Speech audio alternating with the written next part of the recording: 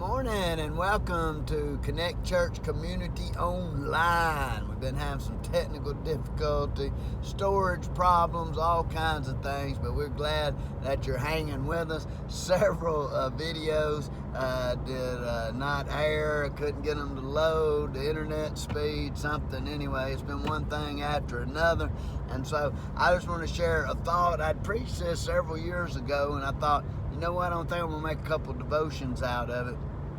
But there was a story told about three guys that were standing around talking. And they said, and when we die, everybody comes up and they say, well, you know what, he looks nice, or, they did a good job with him, or something like that. And so these three guys got talking, and they said, one guy said, well, what do you think you would want for people to say while they were looking at you in your casket? And one guy would say, well, I'd like to say, you know what, he looked young for his age, and that was pretty good. And the other one said, I don't care. And then the other one said, well, what would you want him to say? And he thought for a minute, and he said,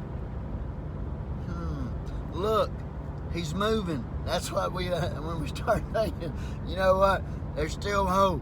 There's still a chance. Man, when you start talking about, we just came through Easter season here in John 11, Lazarus is dead, okay? And Jesus, we already know, we've read our Bible, we know Jesus comes and he raises Lazarus from the dead, his friend, okay? But not just that, a lot's going on here. So when you start looking at it and you think, you know what, when we start talking about living in the Spirit, and look at verse 34, and it said, where have you laid him? They said unto him, Lord, come and see. And Jesus wept, man. And it says, behold how he loved him. Man, isn't that awesome? Man, look, he's moving. Look. And then love. Let me tell you something. We need to let people know that we love one another and we miss them when we're not around. The tendency is that we get so busy and distracted doing things that we don't do a lot of things that we enjoy. And there's times that our spirit, even our use for God, is limited because we aren't resting, or we're not taking our time to enjoy God's creation a little bit. Now, you can always go too far with it on here.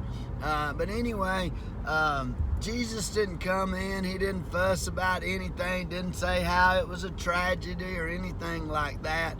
He just goes to his best friend's tomb and says, come out, rise.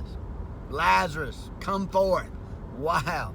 Let me tell you something. When we start looking at that, I think there's some lessons, and I want to share them today, and we might repeat them on the next one that we do, but this is just a little short one right here to see if we can get it on our storage space and get it to work. Three lessons that jump out at us right here. One, Jesus wept with those he loved, and he still does. Remember that. He weeps with us. He hurts with us. He cares about us, and he still does. He cared about them. Jesus raised people up, and he still does. Jesus raises us up. Just grab his hand. It may not be the right timing right now, but he's going to help raise us up. He's going to help us to be in a better situation. If not down here, he'll take us up to heaven to where it's a perfect situation. The third thing, Jesus included others in the healing process. There were other people involved. That's what we're here for. God wants to use you, and he still does. He still does. Man, a lot of times we think, well, I've done this, I've done that. Man, we are the limiting people I've ever seen. Everything, I can't do it. It's all over. Let me tell you, with God, nothing is impossible. He loves you. He cares about you. And your spiritual life, it may look dead. But look here. Look, you're moving. You're still moving. You can still do it with the power and the glory of God. May God bless you, and thank you for listening. to Connect Church Community Online.